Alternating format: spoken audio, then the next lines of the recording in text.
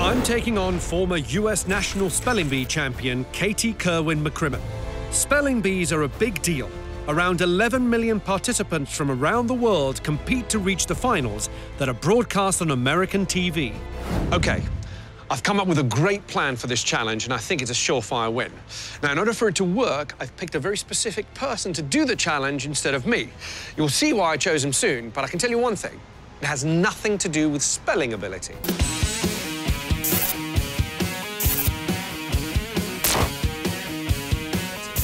This is my mate Noel. He's my secret weapon. Overseeing the spelling challenge is etymologist Mark Forsyth.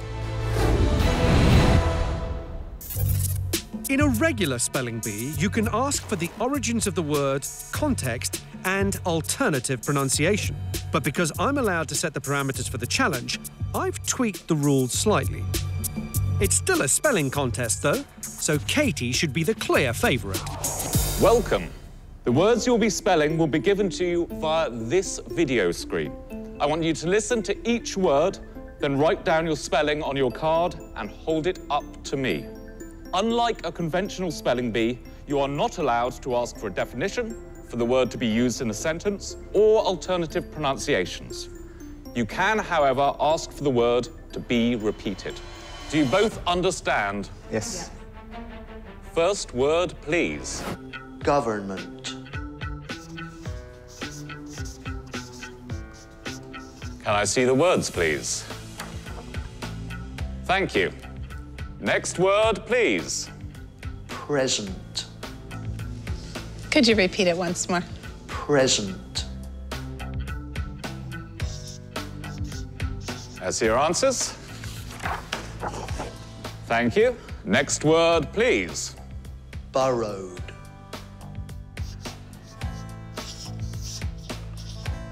Next word, please. Occurrence. Next word, please. Banish. Could you repeat it once more? Banish. Next word, please. Privilege. And the last word, please. Stickomythia.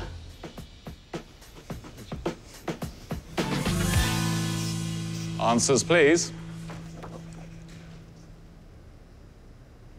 Noel, I'll tell you that stickomythia is actually spelt S-T-I-C-H-O-M-Y-T-H-I-A. But that was the only word you got wrong, Noel.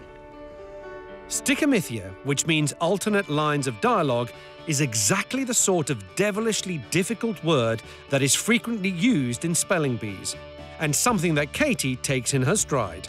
So, how did she do with the rest of the words? Katie, present is spelt P-R-E-S-E-N-T. Borrowed is spelt B-U-R-R-O-W-E-D.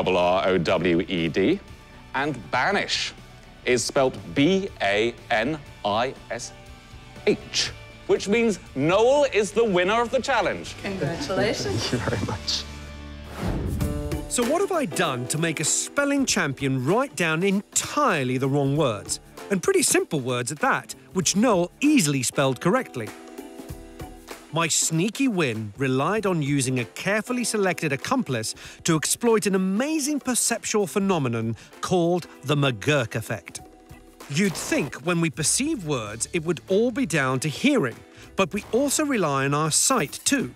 And that's where the McGurk effect comes in. It occurs when the word we see doesn't match the word we hear, causing confusion and, in this case, spelling mistakes. Close your eyes and listen. You will hear the word present. Present.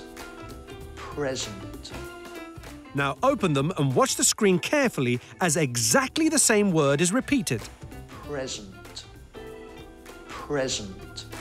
Because you're now seeing someone mouthing crescent, even though the sound hasn't changed, your brain favours what it sees, so registers crescent.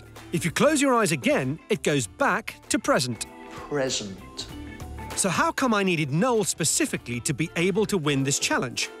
Noel Thatcher MBE is a former British Paralympic runner who has only a few meters of functional sight.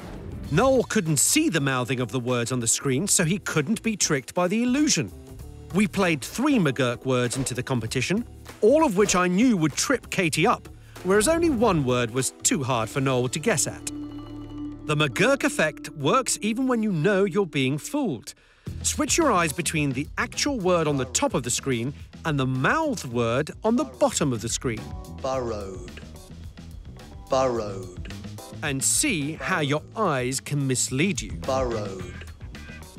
Burrowed. Incredibly, it's the same bit of audio being played all the time, but your brain is tricked into thinking you hear a different word if what you see doesn't match what you hear. Burrowed. I knew I wasn't certain that I heard the word right, so I asked again, and I watched those lips. Burrowed. It's remarkable how much I use my eyes, too. I didn't know that. Obviously, I'm happy to have won the competition, but we did have science on our side, and had we had other words like stichomythia, I would have gone down in flames. I haven't missed words on a spelling test in a long time.